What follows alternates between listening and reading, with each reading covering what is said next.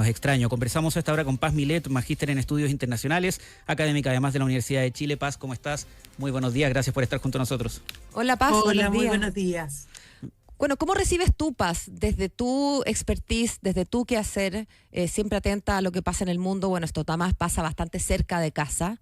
¿Cómo despiertas tú con esta noticia? ¿Cuáles son tus primeras reflexiones? Bueno, claramente lo primero es que esto ya se venía anunciando hace tiempo. El cerco que había establecido Donald Trump en el Caribe claramente llamaba a la idea de que iba a tratar de obtener alguna consecuencia, ¿no es cierto?, de su presencia claramente en el corto plazo. Y esto además se une a otros factores, ¿no? Hay un tema sin duda fundamental, que es lo que ha estado pasando en los últimos días con China, el tema en Taiwán, las declaraciones que se ha hecho en Trump después de la manifestación de la nueva estrategia de seguridad de Estados Unidos, que habla de las esferas de influencia, pero también esta captura de buques después, posteriormente, petroleros chinos, las protestas chinas, las acciones en Taiwán, y la visita de una delegación china que ayer se reunió con Maduro y estableció importantes acuerdos en materia de petróleo, ¿no? Suena un poquito como de Guerra Fría, Paz, ¿no? El empezar a conquistar territorios de manera indirecta, casi como un juego de mesa. O sea, claramente aquí hemos vuelto a una lógica de esferas de influencia en que se está tratando de dividir el escenario, el contexto internacional, con un Estados Unidos que cada vez está proyectándose más a nivel internacional, ¿no es cierto? No solamente con su presencia en el hemisferio occidental, con este corolario Trump que se habla, sino también con una presencia en el Indo-Pacífico en otros sectores muy importantes. Entonces, sin duda, volvemos a una lógica de esfera de influencia, de marcar presencia territorial. Y por lo tanto, Paz, claro, puede ser muy cierto el tema de la droga, puede ser muy cierto también que hay un presidente, digamos, constitucional que no ha sido respetado por Maduro, pero también, dices tú, es cierto que esta doctrina Trump o doctrina Donroe, como la han llamado, haciendo este juego de palabras entre Donald y Monroe, ¿no? Está también, digamos, protagonizando de alguna manera esta noticia. Exactamente. Aquí hay un marco que no se puede desconocer, que hay un marco internacional que condiciona esto. Es cierto que Maduro enfrenta una serie de cargos en Estados Unidos que está cuestionado a nivel internacional, pero también hay que leer todo esto en lo que pasa externamente. Ahora, internamente es muy importante lo que va a pasar en los próximos días, porque llama la atención, ¿no es cierto?, esta extracción de Maduro. Nos recuerda mucho la forma del ataque de esta explosión a lo que pasó en Panamá. Sí, con Noriega. ¿No es cierto? Pero hay que marcar ciertas diferencias. A ver. Ese ataque se produce un 20 de diciembre y recién, ¿no es cierto?, Noriega se entrega un 3 de enero. Estaba asilado en la Embajada del Vaticano, ¿no? Llama la atención la rapidez con que se puede extraer a Maduro de Caracas. Paz, perdona que te pare ahí y quisiera preguntarte bien explícitamente. Llama la atención, concuerdo contigo, tú supones o nos quieres decir entre líneas o tienes la sensación, porque entiendo que no tienes información dura, digamos, de que esto podría haber sido negociado, de que Maduro se entregó y estuvo de acuerdo con hacer esta puesta en escena, digamos, para que Trump se lleve un poroto y tenga algo más espectacular que mostrar, pero que que Nicolás Maduro y Cilia Flores se habrían entregado finalmente, cedido a la presión. No, aquí hay dos cosas que se están debatiendo. Si se entregaron o si finalmente alguien los entregó. Claro. Porque había una recompensa de $50 millones. No olvidemos. Obvio. Pero el hecho de que la acusación se esté planteando en Nueva York cuestiona la posibilidad de que Maduro haya negociado. Claro. Porque la jurisdicción. Por la dureza, y además por la dureza con la cual va a ser juzgado. Exactamente, una gobernación particularmente dura, ¿no es cierto? Un Estado particularmente duro, pero también en un escenario en que hubiera negociado la posibilidad de ser un tercer país, la posibilidad de irse a un escenario más favorable. Entonces, hay mucho cuestionamiento a la posibilidad de que Maduro haya negociado. Y la propia declaración de Vance recién diciendo, a Maduro se le dieron muchas posibilidades. Y, claro, y no aceptó nada, sí. Pero por otro lado, entonces, ¿cómo se entendería si es que a Maduro alguien lo entregó, haciendo, digamos, tomando en consideración todos estos factores que indicarían en esa dirección? ¿Cómo se condice eso con todos los F, con los caza, con los aviones caza que estaban dando vuelta y con esta intervención por aire que no fue solamente en Caracas, fue también en otros estados? Y que hasta el momento no dan cuenta de la captura de ningún otro jerarca. Bueno, hasta lo que pasa es que todo esto es noticia en desarrollo, porque, por ejemplo, ha salido Diosdado Cabello, ha salido Saab, ¿no es cierto? El fiscal, sí. Ha salido Padrino López, pero también en Venezuela hay mucha rumor de que estas declaraciones no serían en vivo realizadas en este momento, sino que hubieran sido previamente grabadas. Así es. Para marcar tranquilidad. No ha habido, y claramente Donald Trump no iba a intervenir para llevarse solamente a Maduro.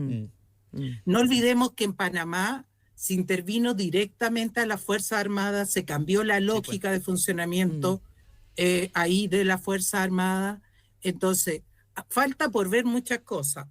Uno, si hay alguna acción de las Fuerzas Armadas, ¿no es cierto?, en apoyo de Maduro, qué pasa internamente en Venezuela.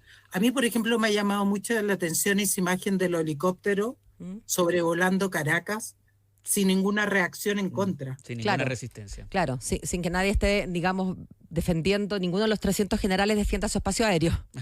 Exactamente. Entonces, falta mucho por ver. Había mucha preocupación de una posible acción en Venezuela por todo lo que significaba el tema, no solamente de las Fuerzas Armadas, sino el alto porcentaje de la población que está armada a través de las milicias.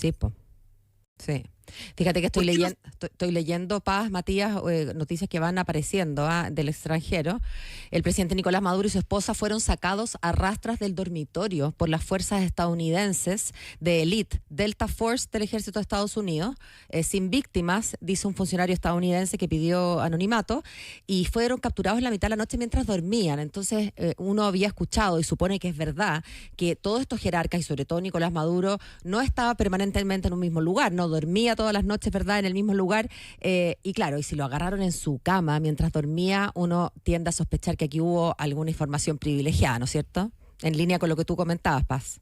Exactamente, y además siempre se ha comentado que hay un búnker. Claro. Sí. Entonces, ¿cómo lo van a encontrar en el dormitorio y lo van a sacar con tanta rapidez? ¿No tiene una guardia de seguridad que lo defendiera? O sea, porque además da cuenta al menos la noticia de esta fuente anónima que no hubo ningún muerto. O sea, o los soldados que lo defienden le abrieron la puerta a los Delta, o no entiendo, los hipnotizaron, no se entiende. Oye, Paz, déjame llevarte a un ámbito distinto que tiene que ver con cómo lo miramos desde afuera.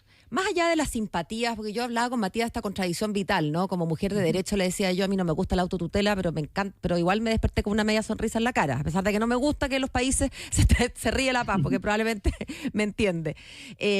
Yo comentaba con Matías también la declaración que hiciera nuestro presidente, Gabriel Boric, vía Twitter, y que me pareció impecable, que lo que hace es condenar en el fondo esta actuación, basándose, ¿no es cierto?, en los principios de derecho internacional, que podrán algunos decir que no sirven para nada, pero bueno, es lo que tenemos, el derecho es lo que tenemos. Argentina, por ejemplo, valora la decisión y determinación, no nos cabía demasiada duda. México, en cambio, condena y rechaza enérgicamente las acciones militares. Ahora, ¿cómo lo ves tú desde el mundo de la academia y del mundo, digamos, de las relaciones internacionales y no de las simpatías que puedo yo manifestar y que no debiera manifestar, ¿no? ¿Cómo se enmarca esto dentro de la juridicidad que uno aspira a que, digamos, mande las relaciones internacionales post época bárbara, ¿no? Sí, aquí hay un tema muy importante, ¿no? Porque sin duda esto genera una simpatía a nivel internacional, pero claramente está atentando contra principios fundamentales a los que nos obligamos todos los estados, por ejemplo, en el marco multilateral, sí, claro, como es la no intervención en otros estados, la solución pacífica de las controversias y el privilegio del diálogo como la solución de las controversias. Ahora, incluso, perdón, Paz, incluso la necesidad de declarar la guerra antes de un acto bélico. Exactamente. Entonces, aquí hay muchos temas que están relacionados. Por un lado, está la posibilidad de que se genere un precedente. Hoy es Venezuela, pero mañana puede ser Nicaragua. Así es. ¿No? Lo otro es que profundiza la crisis que tiene el sistema multilateral y Naciones Unidas. Es una acción de ataque internacional fuera del marco de Naciones Unidas, profundizando el debilitamiento de esta organización, ¿no? Y lo otro, que plantea México, que es un país que dentro de su política exterior da mucha importancia al principio de no intervención, es la idea de que un país, ¿no es cierto?, el principal hegemón a nivel occidental, atenta, ¿no es cierto?, interviene por la fuerza en otro país que tiene una capacidad de resistencia mucho menor, ¿cierto? Y ese es un tema que nos planteamos a nivel internacional. Por supuesto que hay simpatía porque lo que existe hoy en Venezuela es una dictadura y eso está validado y reconocido a nivel internacional. Sí, claro. Pero la forma en que se desarrolla esta acción es lo que genera cuestionamiento, sobre todo por la crisis del sistema multilateral. 11 de la mañana con 48 minutos se confirma que en este minuto Nicolás Maduro está a bordo de un buque. Está a bordo de uno de los tantos buques que tenía Estados Unidos con su armada camino entonces camino hacia Estados Unidos, a Nueva York por vía marítima. Por vía marítima es por lo menos lo último que confirma el gobierno de Estados Unidos, que como lo habíamos adelantado y lo conversábamos con Paz Milet, muy difícilmente se van a quedar solo en este ataque. Ahora, a propósito de lo que conversaba Paz, Paola, sobre las suspicacias de quién entregó a Nicolás Maduro, porque alguien lo entregó. Alguien o alguienes, y probablemente fueron muchos alguienes para que primero efectivamente Estados Unidos realizara ataques sin ninguna resistencia, no sabemos de ni siquiera el intento de repeler el ataque estadounidense. Y segundo, él, me refiero a Nicolás Maduro y su mujer, pudieran ser extraídos durante la noche mientras dormían desde la cama, fueron arrastrados sin que se haya registrado un muerto, digamos. ¿Viste Duna? No, pero vi, por ejemplo, estaba pensando en Osama Bin Laden, la cantidad de gente que murió en esa extracción. No, sí, pero es que en Duna hay una escena en donde todos empiezan a abrir como una puerta para que eventualmente alguien llegue a otra persona. Que como no sin querer se me quedó el pestillo abierto. Y yo me voy, salgo del turno, claro. Que es algo que ha pasado a lo largo de la historia en múltiples ocasiones. Cuando hay 50 millones